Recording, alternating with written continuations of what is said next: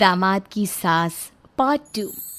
अब तक आपने सुना कि कावेरी जी अपनी तीनों बेटियों ईशा, मोहिनी और सुहाना की शादी 3 घर जमाई लड़कों के साथ करवा देती है।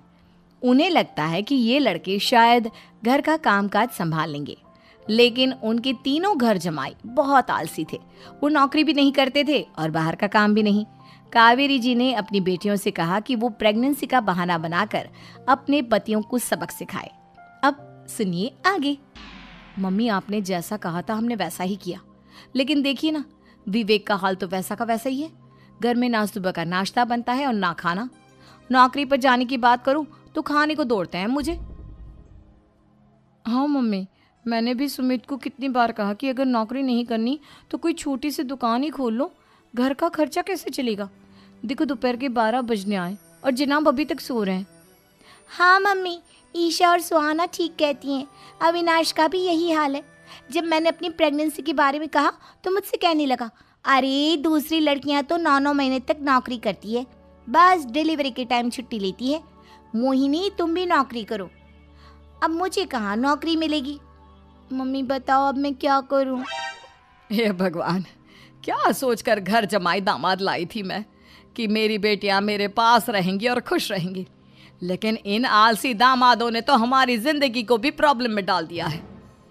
मैं तो कहती हूँ मम्मी, हम लोग वापस अपनी जॉब पर जाना शुरू कर देते हैं। बता देते हैं इन लोगों को कि हमने प्रेगनेंसी का बहाना किया है। नहीं नहीं बेटा, ऐसी गलती भी मत करना। अगर तुमने ऐसा किया तो इन तीनों की आदत और ख़राब हो जाएगी। अरे आज नहीं तो कल कभी तो तुम प्रेग्नेंट होगी, तब वापस यही प्रॉब्लम आएगी। तब क्या करोगी तुम तीनों? हाँ मम्मी, आपकी बात तो बिल्कुल सही है। इन लोगों को तो सुधारना ही पड़ेगा। लेकिन कैसे? अपने बच्चों के आने की खबर सुनकर भी इन लोगों पर कोई असर नहीं हो रहा। पैसे कमाने के लिए घर से बाहर निकलना ही नहीं चाहते ये तीनों। अब मेरे दिमाग में एक प्लान आया है। तुम तीनों चिंता मत करो, उन तीनों को बुलाओ, फिर मैं बात करती हूँ। थोड़ी देर बाद कावेरी जी अपने तीनों दामादों को सामने बुलाकर अपनी बात कहना शुरू करती हैं। अविनाश, सुमित और विवेक, देखो बेटा, मैं ना तुम तीनों से बड़ा प्यार करती हूँ, इसीलिए तो तुम्हें घर जमाई बना कर रखा है मैंने। अरे मम्मी जी, सीधे सीधे कहिए ना, क्या बात है? प्यार तो हम भी आपको बहुत करते हैं। अरे मम्मी जी, आपकी इज्जत भी बहुत करते हैं। अरे भाई, आपके जैसी सास और कमाने वाली बीवी सबको मिलती है क्या? हाँ मम्मी, विवेक और सुमित ठीक कह रहे हैं। आपकी बेटी से शादी करके मेरी तो ज़िंदगी ही अच्छी हो गई है। जानती हूँ मैं, और ये भी जानती हूँ कि तुम तीनों अपने अपनी बीवियों से बहुत प्यार करते हो। बेटा, बात ऐसी है कि हमारे कुल गुरु ने कहा है कि प्रेग्नेंट होने के बाद मेरी तीनों बेटियाँ शुरू के 4 महीने हमारे गांव में जाकर रहेगी, जहाँ मेरे चाचा जी रहते हैं। अरे लेकिन क्यों मम्मी, गांव में जाकर रहने की क्या ज़रूरत है इन तीनों को? वो क्या है ना बेटा, हमारे परिवार को एक श्राप है।